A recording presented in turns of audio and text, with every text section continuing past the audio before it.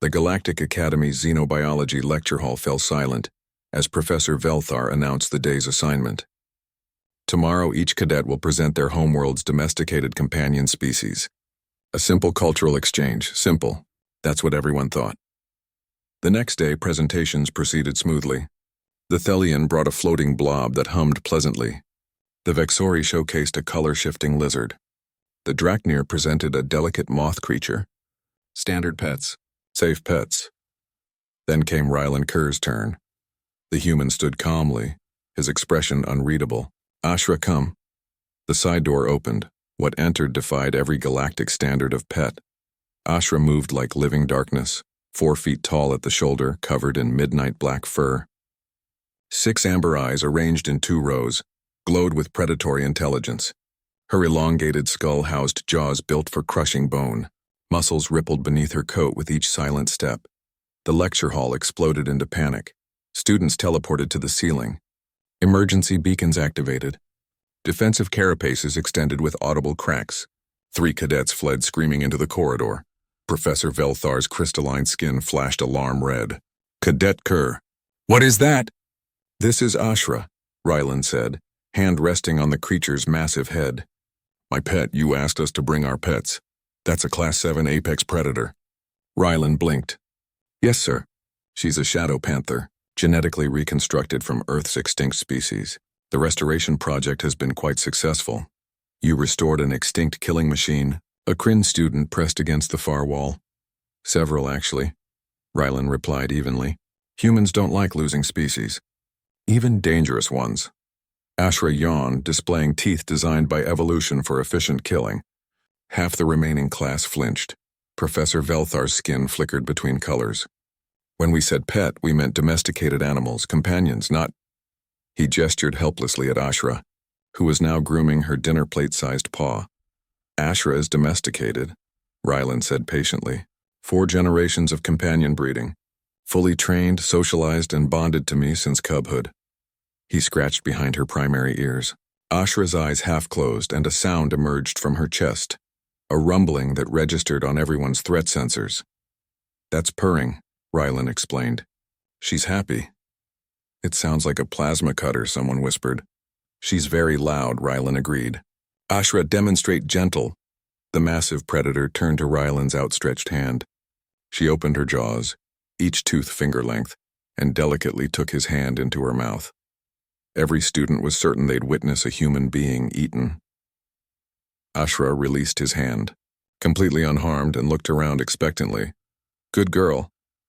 Rylan produced a meat treat. Ashra accepted it with surprising delicacy, for something that could bite through hull plating. Professor Velthar's skin turned confused purple. You trust this creature completely? With my life, Rylan said. Humans have a long history with large predators. Wolves became dogs 40,000 years ago. We domesticated cats 10,000 years ago. We just like having them around. Shadow panthers are loyal, intelligent, and excellent companions. Ashra saved my life twice, and from what? A brave Vexori demanded. Ocean riptide once. Another unsocialized panther another time. Rylan's tone suggested both incidents had been far more dramatic than he described. She's very protective. A maintenance drone entered through the side door. Ashra's 6 eyes locked onto it instantly, body shifting into a fluid predatory crouch. Ashra. Friend. Rylan's voice was quiet but firm. The panther relaxed immediately, though her eyes tracked the drone until it left. You've truly bonded with it, Professor Velthar breathed. Yes, sir. Rylan smiled slightly. That's what humans do. We form pack bonds with anything. Dogs, cats, birds, reptiles, robots, even inanimate objects sometimes. It's our thing. He looked at Ashra, who gazed back with 6 adoring eyes. We don't see predator first. We see friend. Silence filled the hall. A small Thelian floated up from under their seat. May I touch it? Rylan glanced at Professor Velthar, who made a helpless gesture. Ashra, gentle mode. New friend. The massive predator lowered herself to the ground, making herself smaller. The Thelian approached trembling, reached out and touched her fur. Ashra purred louder. The Thelian's bioluminescence flickered in surprise. It's soft, they whispered. Rylan corrected gently.